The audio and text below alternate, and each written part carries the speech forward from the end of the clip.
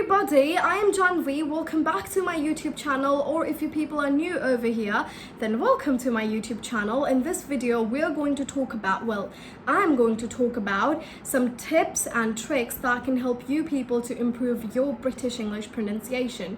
And I really don't want you people to see what is behind this curtain.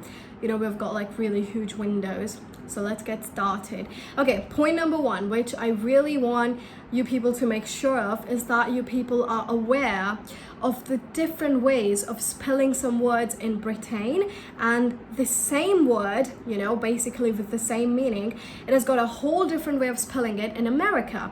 So for example, the word color. In Britain, people will spell this word as C-O-L-O-U-R,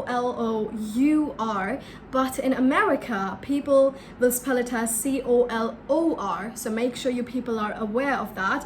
Now for the speaking part, if we are going to take the example of the sports, football. Now, football is a sport in Britain, but the same sport in America is soccer. So it's the same sport, but in the British way, it's football, but in American way, it's soccer. You know, with my hands, I'm gesturing like this is America and this is Britain, because I'm like in India right now. So I've got like both of the countries on both of my other hands. Now, the next point which I really want you people to know is that the R's in British English are very soft, you know. It's a non-rhotic accent. It's not a rhotic accent. A rhotic accent is the one where, you know, you use very hard R's. For example, the American English or the Irish or the Scottish accent. So there we have got like R or like R or like the R. So that kind of. So that is a rhotic accent, but in British English, it's just a very soft R. You know, you really do not have to eliminate it, but you're going to pronounce the R in a really, really soft manner. And this is a huge one for us Indians, because we always pronounce our R's in a very, you know, like hard way, like hard. So in that way, but in British English, it's just hard. You know, you are going to pronounce the R, but in a very, very soft way. Another thing which I want you people to know is that in British English, whenever the letter R is after a vowel, you are not going to pronounce it. Yes, you heard that correct. For example, the word word. So it's W-O-R-D. So the letter R is after a vowel, you're not going to pronounce it in British English. So it's just word. Or water. In American English, the word water is water. So, you know, with that R, with that rolling R. But in British English, it's water. So we're not really pronouncing the R. So when the letter R is after a vowel or at the end position of a word, you're not going to pronounce it in British English. Point number 3. Now this is something that you people really need to know, is that there are so many dialects in Britain. For example, you know, it's the Great Britain. You've got the Scottish dialect, the Irish English, the Norfolk, the Cockney, basically just too many dialects. You've got the Yorkshire. But in this video, and specifically, you know, which is the modern British English, we focus on received pronunciation. This accent is called the received pronunciation, known as RP, which is like the initial of received pronunciation.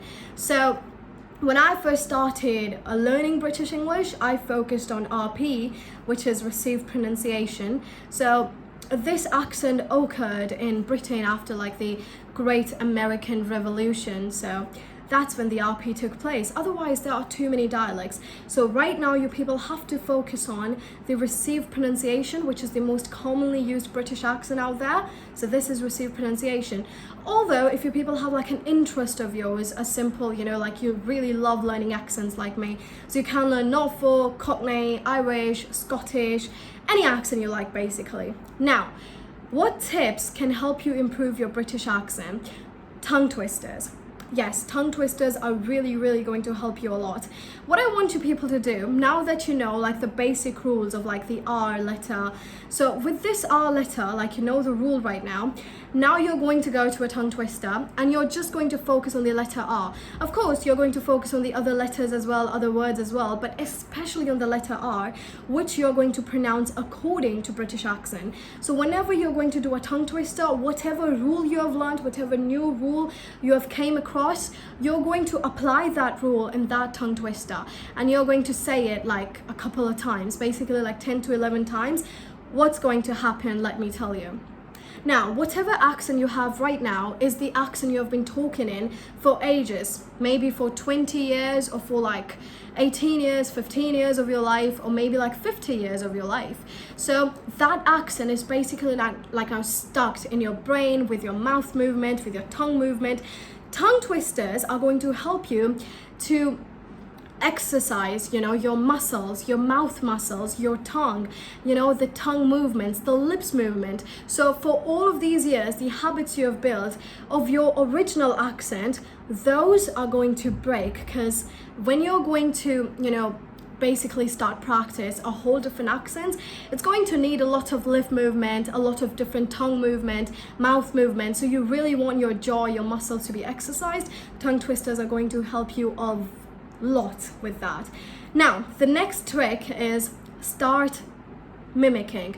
Do you notice sometimes is that when actors, they basically talk in like different accents all of the time? Like if an American actor is starring in a British movie, he's going to talk in a British accent, unless he's playing an American character. But if he is playing a British character, he's going to talk in a British accent. Now, for those people, they have got like their personal coach and personal trainers to train them with like voice modulation and everything, but they have got very less time. They mimic the accent, although we are seeking for perfection over here, but still, the more you're going to mimic, the more you're going to imitate one accent, the more you're going to become a master of that accent. When I was 8 years of age, I used to mimic like all of the accents. Like I used to mimic American, I used to mimic British, I used to mimic Australian, and then people started mocking me, people started criticizing me like, you're just mimicking. But that's just a way of practicing. So the more you're going to mimic, but what I really want you people to know is that please do not listen to like a 30 minutes podcast and then start mimicking. No, you're going to get all confused. I just need you to listen to like a 30 seconds of audio. It can be a podcast, it can be an interview of anyone, like of a British person, so, or it can be like 30 seconds of a movie. Just 30 seconds, no more than that, only 30 seconds. Then I want you to mimic that over and over again. So all of these tips and tricks, if you are going to follow these, then, you know, with all of the rules and everything, of course, learning phonetics and learning the rules of like the T's, the vowels, the diphthongs, it's very important. But these points are like the major points that can help you improve your British accent. I'm going to see you in another video where I'm going to be teaching British accent, but in a whole different manner. In that video, I'm going to focus on the consonants, you know, for example, the letter T, which is like the main pronunciation, or the schwa sound or the R sound. Until then, stay tuned. And also, one more thing, guys, is that I've already made a video on British accent. I made it like a few months back, and the name of that video is How to Learn British Accent from Scratch. So make sure you people go and check that out as well. The link for that is in the description box below. Thanks so much, guys, and stay safe, everybody. See you very soon. Bye.